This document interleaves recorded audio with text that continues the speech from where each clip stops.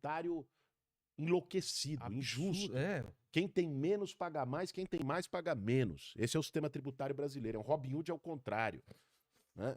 Então, assim, você olha para isso, nós temos que dialogar isso com a sociedade, porque muita gente não teve a oportunidade de ter essa visão. Justamente porque também faltou investimento em educação. Cara, o Darcy Ribeiro, um grande educador brasileiro, dizia: a crise da educação no Brasil não é uma crise, é um projeto político. É, E eu é sinto isso. isso. Assim, por que não tem um investimento adequado na educação, a oportunidade para as pessoas conhecerem a realidade como ela é, de fazerem um debate, uma reflexão crítica, desde as escolas, um acesso mais amplo ao ensino superior? Porque não interessa aos grupos que historicamente comandam o país um povo que seja consciente e crítico. Discuta, É essa disputa que a gente tem que fazer para sair dessa situação de um país que gira em falso. Né? De um país, pô, nós estamos no século XXI, em 2021 o Brasil Quantas gerações a gente retrocedendo. perdeu por causa da Nós educação, cara? acabamos de perder uma década. É. A década que passou agora, de 2010 a 2020, todos os dados mostram, do ponto de vista econômico, do ponto de vista social, do ponto de vista educacional, do ponto de vista cultural, foi uma década perdida. Por quê? Porque pela falta de um projeto de país, do empenho em um projeto de país que enfrente o maior mal do Brasil, que se chama desigualdade. E se enfrenta com política de educação, e se enfrenta com política de transferência de renda e de geração de emprego, e se enfrenta com justiça tributária. Saneamento básico, E claro, segurança. Que a gente fala muito de segurança, quem mais sofre com segurança é a parcela pobre mesmo, né? Não é nem. A gente não tá nem falando do pessoal mais rico que aí pode contratar uma segurança, mora em condomínio fechado e tudo mais. Mas ainda falando sobre essa desigualdade, por que e de educação também, eu falei com o Mandetta aqui, com o Ciro também, por que todo mundo joga lá pra frente esse problema da educação e não resolve trazer pra você acha, dos governantes? Porque parece que sempre, não, a gente vai resolver. E não é só dinheiro, você sabe que isso. Não é só destinar mais dinheiro pra educação. É uma coisa muito. Eu estudei em escola pública até a 8ª série, e escola pública boa, lá em São Bernardo, boa mesmo, assim. Cara, eu tive os melhores professores, e eu vi que de lá pra cá só piorou. As pessoas não sabem interpretar um texto. E ao contrário disso, a gente tem mais acesso à informação, todo mundo tem mais acesso. Só que as pessoas não sabem o que fazer com isso. Como que a gente trabalha com essas duas coisas? Tem mais gente, a gente tem mais acesso à informação, e ao mesmo tempo a gente não sabe entender as coisas. Tem aquele problema do analfabetismo, e além disso, das pessoas que não conseguem entender o que estão lendo. Vilela, eu acho que tem 3 caminhos para a educação básica. E digo isso como professor, dei aula em escola pública aqui em São Paulo, vi a maneira como os professores são tratados, vi o ambiente pouco estimulante que existe nas escolas, tanto para os alunos quanto para os professores, dos dois lados. Meu pai e minha mãe são professores também, então eu sei que é É isso. brabo, É é brabo. brabo. Mas assim, eu acho que nós temos 3 iniciativas que precisam ser feitas. Primeiro, valorização dos profissionais da educação. E valorização não é só salário, é Não. também salário, mas é plano de carreira, estímulo, formação permanente. Um professor da educação básica, cara, tem que ter a oportunidade de fazer um mestrado, um doutorado numa universidade, de estar se qualificando, de ter um plano de carreira. Você tem que dar um estímulo para as pessoas. Ninguém vive sem estímulo, ninguém produz sem estímulo. Então, esse é um primeiro ponto. Os profissionais da educação do Brasil são tratados quase como inimigos da sociedade. São tratados à borrachada quando vão se manifestar por seus direitos. Segundo ponto, o ambiente escolar. O ambiente escolar hoje é um ambiente expulsivo. Seja pelo formato, boa parte das escolas públicas parecem presídios do ponto de vista de arquitetura, né? Seja pelos equipamentos, pelo cuidado. Eu trabalhei em escola que não tinha papel higiênico no banheiro, que não tinha o básico, quanto mais um laboratório de informática, quanto mais aquilo que se deveria ter, sobretudo nos tempos atuais, é básico para preparar alguém para o mundo. Né? E o ambiente da escola deveria ser mais participativo, inclusive com integração com cultura. Cara, eu dava aula de filosofia E eu ficava tentando me redobrar para falar, pô, como que eu coloco esse debate para a meninada? Era ensino médio. Eu falava, pô, como era estimular o pensamento crítico, estimular a reflexão sobre temas, a partir dos autores da filosofia. E aí um dia foi um grupo de slam se apresentar na escola. Fizeram uma apresentação de 30 minutos. Cara, a partir daquela apresentação, me permitiu, me deu os instrumentos, fez a abertura, abriu o ouvido da meninada para trabalhar um monte de tema que eu estava há meses tentando trabalhar. A integração de educação com cultura é decisiva no ambiente escolar. E o terceiro ponto é o ponto de currículo. O nosso currículo hoje é um currículo defasado e extemporâneo. É um currículo que não dialoga com a realidade da juventude, das crianças, dos jovens que estão se formando. A escola não tem que ensinar só a ler, escrever e a contar. Isso é o básico. Óbvio que ela tem que ensinar, inclusive com mais eficiência e num tempo anterior do que está ensinando. Mas, para além disso, a escola precisa preparar um jovem para a vida, para os desafios que ele vai viver. Preparar para a cidadania. Economia. Todos esses política, temas, sociologia. E o nosso currículo, o tema do racismo, que é um tema dramático na sociedade brasileira. Cara, desde 2005 foi aprovada uma lei para ensino de cultura afro-brasileira e história africana nas escolas. Para você combater o racismo desde cedo. Mostrar o encontro de culturas, mostrar a tradição da cultura negra, né? De onde vem, a importância que tem, a riqueza que tem. Não foi implementada até hoje, 16 anos depois. Temas como esses evitariam depois uma série de expressões de intolerância na sociedade. Então, para mim, o caminho para a gente mudar a educação básica no Brasil, não estou falando aqui do ensino superior, que é um outro debate. Que é muito dinheiro para um pessoal que já tem grana, a gente tá bancando ricos estudarem as universidades. Já foi assim, Vilela. Hoje não é mais. É mesmo? Hoje você entra numa sala da Unicamp, já tá mais. Entra numa sala da USP, você vê aluno negro, você vê aluno que veio da periferia. Ah, é? Pelo sistema de reserva de vagas, das cotas, mas pelo Enem, né? Os mecanismos que foram sendo construídos, principalmente então, nos governos do PT, já tá dando resultado. Deram essa oportunidade. É claro que ainda é insuficiente. Você tem que ter mais políticas de permanência, você tem que ter mais vagas na universidade pública. Mas hoje a universidade pública não é a mesma que era 20 anos atrás no Brasil. Eu vejo isso. Enfim, eu dou aula hoje em universidade e então, frequento muito. Eu fico feliz que já mudou, então. Porque tem mudado, precisa mudar mais. A época que eu lembro de faculdade, de USP e tal, era elite só. Mas sabe que é um debate que eu acho que a gente tem que fazer em relação ao ensino superior? Um dos debates é esse aqui, de ampliar o acesso. Democratizar o acesso à universidade.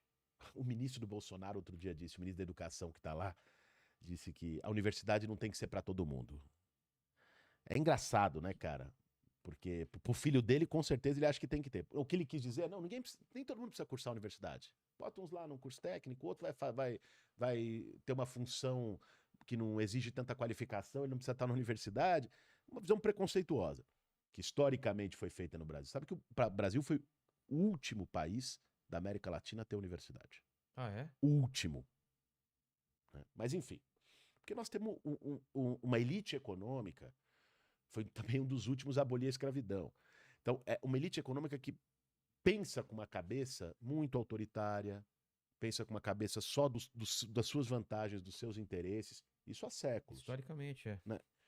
Mas eu acho que na universidade nós temos que pensar uma outra coisa também, que é o papel da universidade pública para pesquisa, inovação, aplicação científica, para a gente ter um outro modelo de desenvolvimento no país. A gente está preparando essas pessoas para depois elas irem lá para fora, né? Porque não tem como elas não têm como e tem outra, exercer aqui isso. Vamos pensar assim, qual é a trava do Brasil? A trava do Brasil é o seguinte, cara, o Brasil não vai entrar num outro patamar do ponto de vista econômico e social se não superar hoje a dependência que ele tem da economia primária. O que é isso? Hoje o Brasil é como se fosse uma fazenda do mundo. Os commodities. É isso. O Brasil produz alimento, grãos, sobretudo soja, carne, minério de ferro. São os principais produtos de exportação do país. Então, são produtos básicos. Esses produtos não criam maior valor agregado aqui. né?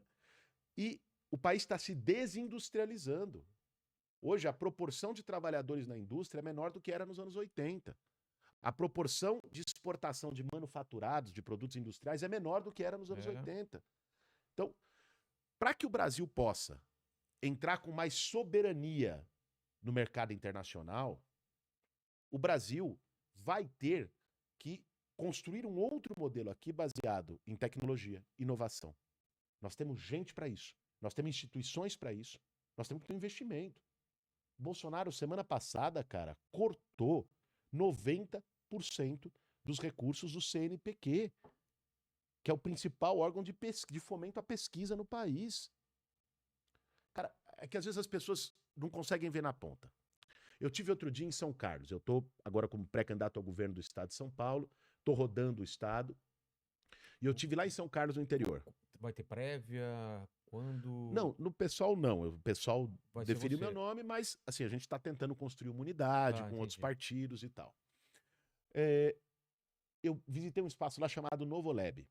É a maior cidade startup do Brasil. São várias startups, projetos que desde grandes, lá tem, por exemplo, ali um laboratório de inovação do Santander, Tá. tem da Magazine Luiza, e tem startupzinhas pequenas. Aí eu tava lá andando com o coordenador do espaço, aí ele me levou para uma espécie de um standzinho, onde tinha um cara que recebeu da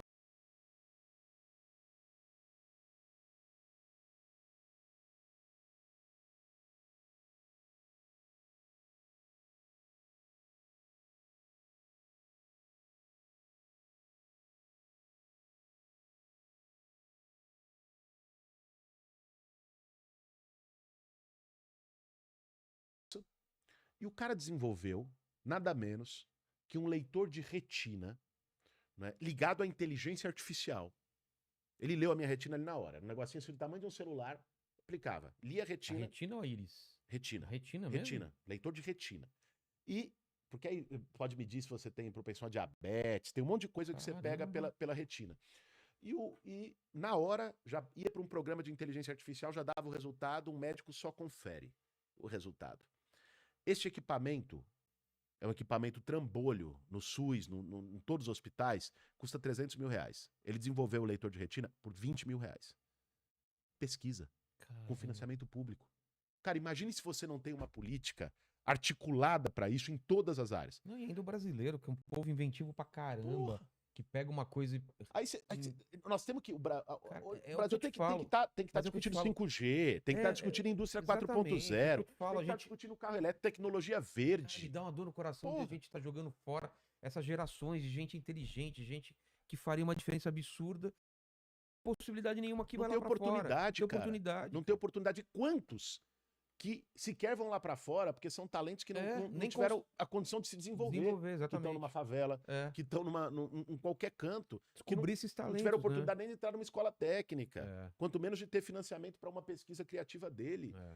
Cara, o país não vai se desenvolver e superar o gargalo que tem hoje sem um investimento pesado em ciência, pesquisa, inovação, né? Nas universidades públicas, nos institutos. É isso. Olha agora a vacina. O papel que teve a Fiocruz e o Instituto Butantan. Exatamente. Instituições públicas de pesquisa.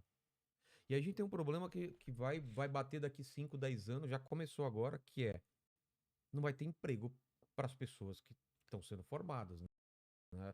Cada vez as coisas estão precisando de menos pessoas e tá mais de muita gente. E esse pessoal tá migrando para outras coisas, mas vai chegar indo para onde está indo.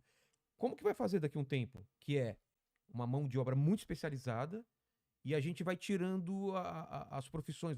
Daqui a pouco não vai ter mais frentista, não vai ter mais cobrador, não vai ter, sabe? Como que a gente vai essas pessoas arranjarem trabalho? Porque não vai ser fácil mais arranjar trabalho daqui a um tempo. Vai ter que ter um treinamento muito específico, né? Cara, aí eu acho que tem dois pontos. Estamos indo para isso, né? É isso, estamos indo. O mundo todo está discutindo isso. Nós estamos em meio a uma revolução tecnológica, que é a revolução do 5G, da indústria 4.0, da inteligência artificial. A última revolução tecnológica havia sido a da microeletrônica e da robótica no fim dos anos 80, que já trouxe uma série de modificações. Reduziu o emprego na indústria, né? Porque tarefas humanas foram sendo substituídas por Pô, máquinas. não. Pega Metalúrgica, pô, metalúrgica. imagina. Você vai lá nas metalúrgicas do ABC, de onde você É. veio, o número de trabalhadores metalúrgicos na Scania, na Porra, Volks, em reduziu todos pra aqueles caramba. lugares, hoje é Roubou pra menos da caramba. metade do que era há 20, Antigamente era 30 anos quase atrás. manual a parada. É isso. É. Então, tem uma mudança aí. Agora, ela é ainda mais profunda.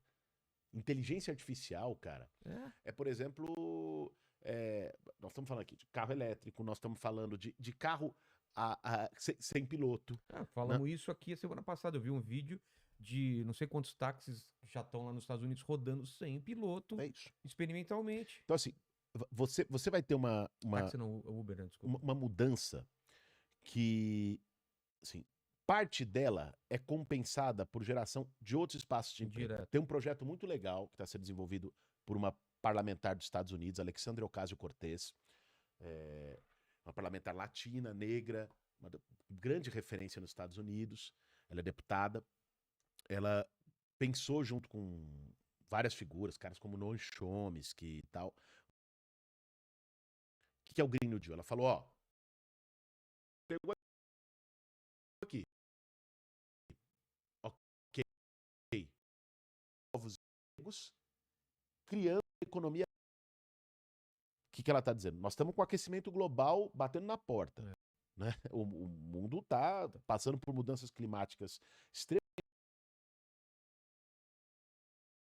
Certificação, você tem temperaturas, geleiras do Polo Sul, do Polo Norte derretendo, isso aumenta o nível da água. O clima começa a ter um monte de mudança climática, tempestade de areia no interior de São Paulo. Nunca teve furacão, vai ter. Então, o que ela falou? Ó, nós precisamos abrir um novo ramo da economia, que é uma economia livre de carbono. Para isso, você vai gerar todo um espaço de novos empregos. Essa economia verde vai gerar um espaço de empregos que não existe hoje. Nós precisamos mudar, por exemplo, a matriz energética. Construir uma matriz energética sustentável, eólica, solar. Isso vai implicar um investimento em obras de infraestrutura, uma geração de emprego de milhões em obras de infraestrutura sem precedentes. Você vai precisar mudar os modais de transporte.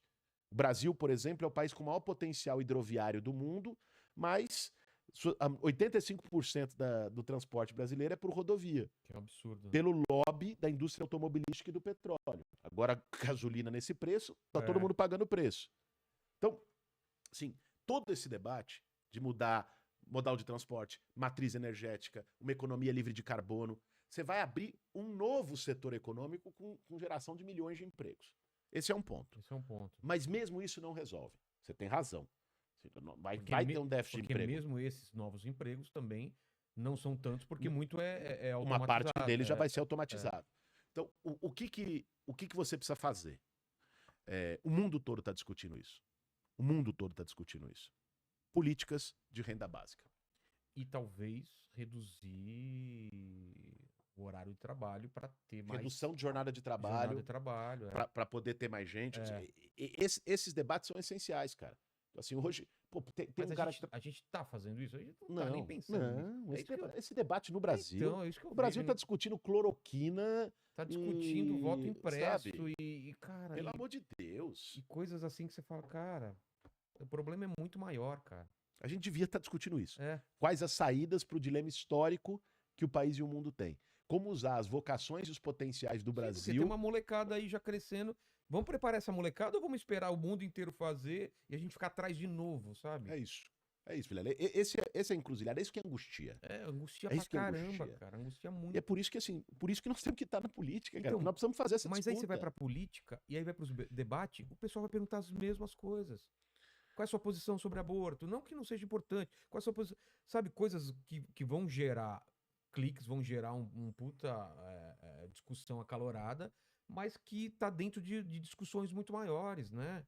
Linguagem neutra é importante? Pode até ser, mas não é melhor a gente discutir por que tantos trans estão morrendo, estão sendo assassinados e tal? A gente vai na discussão de umas coisas pequenas que dá muito maiores. Não, eu acho que a pauta da eleição do ano que vem, no Brasil... Vai ser um inferno o ano que vem, não vai? Mas nós temos que trabalhar para que não seja de novo kit gay, mamadeira de piroca, as fake news do Exatamente. Bolsonaro. A eleição do ano que vem tem que discutir desigualdade. É Discutir combate à fome.